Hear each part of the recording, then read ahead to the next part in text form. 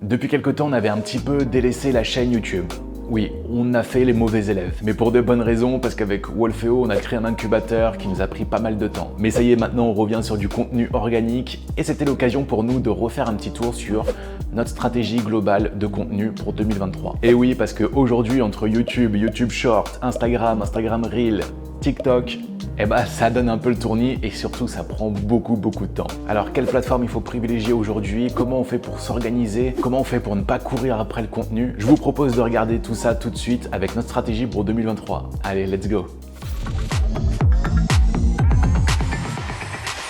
Avant de parler de stratégie, j'aimerais parler un petit peu avec vous des différentes plateformes qui existent aujourd'hui pour faire de la vidéo. D'ailleurs, si vous êtes intéressé par le sujet, je vous invite dès maintenant à liker cette vidéo et surtout à vous abonner à la chaîne parce qu'on va publier du contenu business, marketing et tout ce qu'il faut pour gérer son business en ligne. Donc c'est parti, maintenant on se concentre un petit peu sur les différentes plateformes qu'on peut avoir. Donc historiquement, pour se faire connaître grâce à la vidéo, on avait YouTube. On pouvait faire des formats plus ou moins longs et surtout des formats horizontaux, donc c'est-à-dire en 16/9. Jusqu'au moment où TikTok, le géant chinois, est arrivé et a bousculé les codes de la vidéo. Donc maintenant, on n'a plus seulement les vidéos en 16/9, mais on a les vidéos en 9/16, c'est-à-dire en format vertical. Instagram s'est retrouvé coincé dans la bataille et surtout a commencé à prendre peur et a décidé de littéralement copier TikTok. Donc maintenant, on retrouve une version de TikTok sur Instagram qui s'appelle Instagram Reel. Donc dessus, on peut publier nos vidéos au format court, assez dynamique, assez impactant. Mais les deux plateformes, donc Instagram et TikTok, ont une particularité, c'est que leur algorithme est basé sur la fraîcheur du contenu, sur la nouveauté du contenu. Ce qui fait que la durée de vie d'une vidéo qu'on va pouvoir poster va être très courte. Aujourd'hui, vous pouvez poster une vidéo et elle peut vous ramener du trafic pendant très longtemps, des mois, voire des années. Je vous le montre avec cet exemple-là. On a créé une vidéo en 2019 sur comment monétiser sa page Facebook et on a encore aujourd'hui, en 2023, près de 2000 vues qui sont générées par cette vidéo.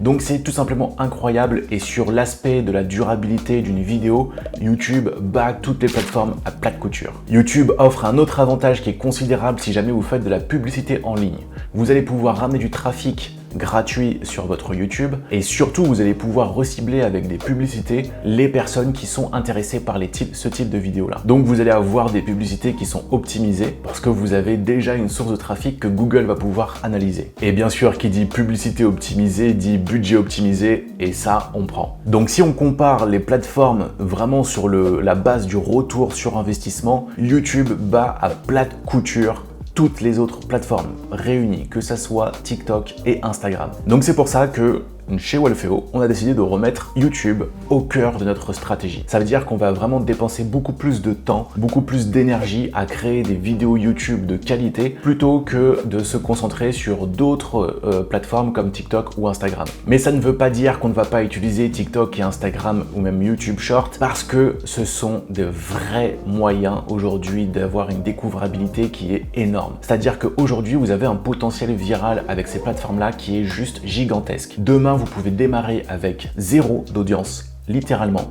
au moins sur TikTok, et commencer à faire des milliers de vues, même si vous avez personne qui vous suit, même si vous n'êtes pas connu. Par contre, si on revient sur ce qu'on a dit avec le fait que les contenus ne durent pas longtemps, on a un problème avec ça parce qu'on va devoir nourrir la bête tout le temps, tous les jours, pour pouvoir rester en fait dans la tête des gens.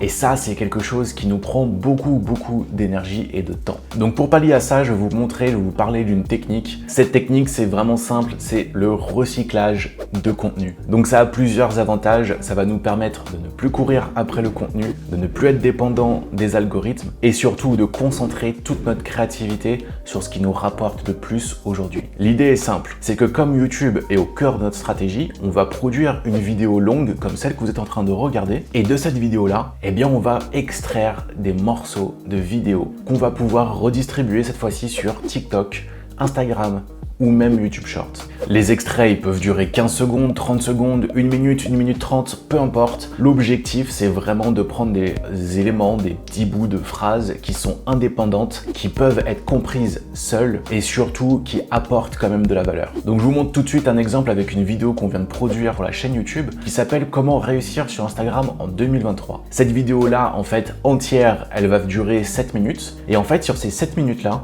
on s'est posé la question de savoir, eh bien, quels sont les extraits qui peuvent être pertinents, quels sont les extraits qui apportent de la valeur et quels sont les extraits qui peuvent être compris en 30 secondes. Et en fait, tout simplement, on a pu réussir à extraire 5 vidéos qu'on a pu recycler et qu'on va republier tout simplement sur nos différents réseaux. Alors vous allez voir que ça tient tout seul. Donc je vous montre ça tout de suite à l'écran. C'est parti, ça c'est un des extraits de la vidéo de 7 minutes. Aujourd'hui, si vous voulez réussir rapidement sur Instagram, vous devez augmenter la fréquence de vos posts. Moi, ce que je conseillerais, c'est tout simplement de maximiser les reels et de maximiser les carousels sur les posts purs. Et ensuite de faire des stories vraiment tous les jours, pour pouvoir connecter avec son audience. Mais il y a quelque chose d'essentiel, si vos contenus n'intéressent personne, et ben vous n'allez pas forcément avoir de traction sur votre compte. Parce que ce qui est important, c'est pas juste de faire grossir son compte, ce qui est important, c'est d'avoir du trafic qualifié qui vient à partir de son compte, d'avoir des personnes qui sont intéressées par ce que vous avez à offrir, ce que vous avez à vendre, et tout simplement de créer une véritable communauté. Pour réaliser ça, vous avez deux solutions qui sont vraiment très simples. C'est soit vous avez un logiciel de montage et dans ce cas-là, vous allez tout simplement pouvoir le faire avec votre logiciel de montage. Vous récupérez des extraits, vous allez réexporter certaines parties et vous allez pouvoir les publier directement sur votre compte. Sinon, vous pouvez faire appel à un monteur qui va le faire pour vous. Donc, vous pouvez très bien choisir sur la plateforme, par exemple 5euros.com, un monteur qui va exécuter cette tâche-là pour vous. Vous lui envoyez la vidéo et elle vous le fait pour vous, elle vous livre vos différents extraits. Donc, si jamais vous voulez faire vraiment tout seul, nous on utilise un logiciel qui s'appelle Adobe Premiere Pro, qui est vraiment un logiciel qui est destiné aux professionnels. Et surtout, on a une personne de l'équipe qui est spécialisée là-dedans et qui fait toutes les extractions. Par contre, si vous voulez vraiment le faire, vous pouvez utiliser CapCut, qui est un logiciel de montage qui est assez simple. Vous avez une version mobile et une version sur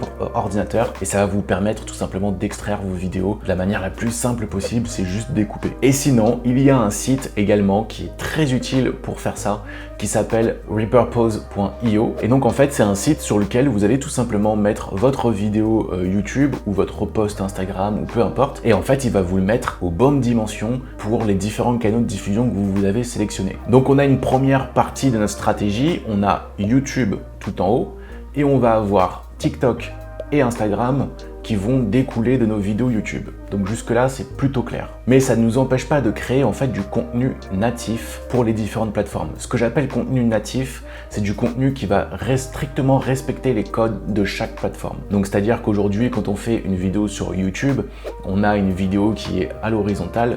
Donc on a deux solutions. Soit on va avoir une vidéo en fait qui va être avec des bandes noires en haut et des bandes noires en bas et on va soit zoomer dans l'image pour qu'elle prenne toute l'image ou alors on va dupliquer l'image et la flouter pour que ça remplisse les bords noirs et que ça devienne un peu plus agréable. Dans tous les cas, à l'image, on sait quand même que ce n'est pas une vidéo qui a été tournée pour Instagram ou TikTok. Donc le contenu natif, c'est vraiment une vidéo qui a été tournée au format vertical, qui respecte les codes de TikTok et de Instagram. Et pour moi, c'est quand même important de garder ce format un peu natif sur ces différentes plateformes parce que ce sont celles-ci qui vont avoir le plus gros potentiel pour devenir virales. Donc là, vous allez peut-être me demander, mais quel est l'intérêt de reprendre les vidéos et les remettre sur ces plateformes-là si elles vont pas devenir virales? Vous avez beaucoup plus de chances que votre vidéo native soit virale, même si vous en faites une sur 5, si vous faites des vidéos tous les jours et que vous êtes régulier. Donc pour terminer sur cette première partie de notre stratégie, aujourd'hui, on est fixé sur 2 vidéos YouTube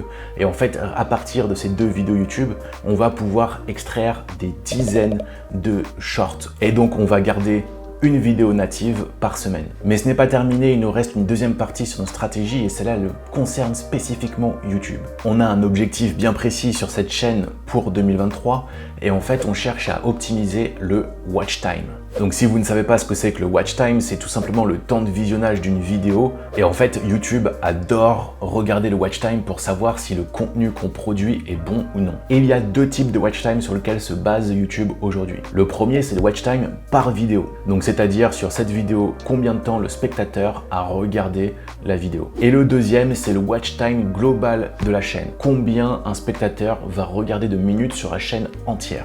Alors pour améliorer aujourd'hui le temps de visionnage pour une vidéo, les éléments sur lesquels on peut jouer, c'est tout simplement la dynamique du montage vidéo. Il faut que la personne qui regarde ne s'ennuie pas, il faut qu'il y ait des éléments qui captent son attention assez régulièrement. Mais on va également faire des vidéos beaucoup plus longues et je vous explique tout de suite pourquoi. En fait, quand on parle du watch time pour une vidéo, il est exprimé de deux manières, en pourcentage et en minutes. Et en fait, les deux n'ont pas du tout la même valeur. C'est-à-dire qu'aujourd'hui, on préfère optimiser le watch time en minutes. Donc je traduis, par exemple, si aujourd'hui je sors une vidéo de 20 minutes et que le watch time est de 50%, donc 10 minutes, il sera toujours meilleur que le watch time à 100% sur une vidéo de 5 minutes, parce que la limite, ce sera toujours 5 minutes. Donc voilà comment on va agir sur le watch time par vidéo. Pour ce qui est du watch time global de la chaîne, ça va être une autre histoire. Cette fois-ci, on va utiliser deux autres leviers, à savoir l'appel à l'action et le maillage interne de la chaîne. Vous savez sûrement qu'il faut terminer ces vidéos et même tous ces contenus de manière générale avec un appel à l'action.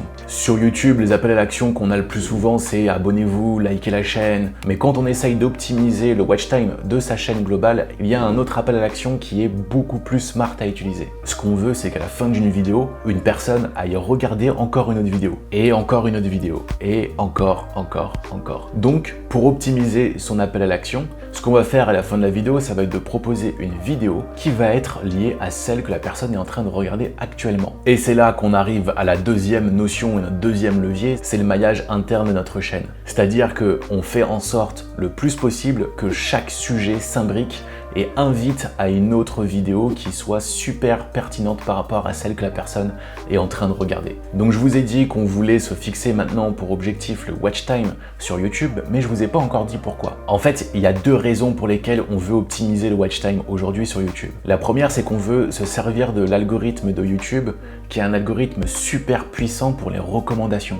On veut que YouTube nous recommande au maximum de personnes qui sont intéressées par notre thématique. Pour ça, on a besoin que YouTube comprenne que notre contenu est vraiment de qualité. Et la deuxième, c'est tout simplement pour activer la monétisation sur la chaîne YouTube. Parce que oui, on a nos produits, mais en fait, YouTube peut nous proposer aussi de nous rémunérer tout simplement pour créer des vidéos. Alors pourquoi ne pas en profiter même en tant qu'entrepreneur? D'ailleurs, on a activé la monétisation sur une autre de nos chaînes sur Wolfeo et en fait, ça fait un revenu qui est quand même pas mal pour créer des vidéos. Aujourd'hui, vous avez pas mal de manières de pouvoir gagner de l'argent avec YouTube et ça, c'est vraiment intéressant. Parce qu'aujourd'hui, ce qu'ils sont en train de proposer, c'est vraiment à l'avantage des créateurs de contenu et des entrepreneurs. Ils viennent même de faire des annonces et avec ces annonces-là, ça va être de plus en plus simple d'être monétisé sur YouTube. Si vous voulez en savoir plus sur les nouvelles monétisations, j'ai fait une vidéo qui permet justement de faire un peu le récap sur tout ce qui est en cours et ce qui va arriver sur YouTube et les différentes manières de pouvoir monétiser sa chaîne en 2023.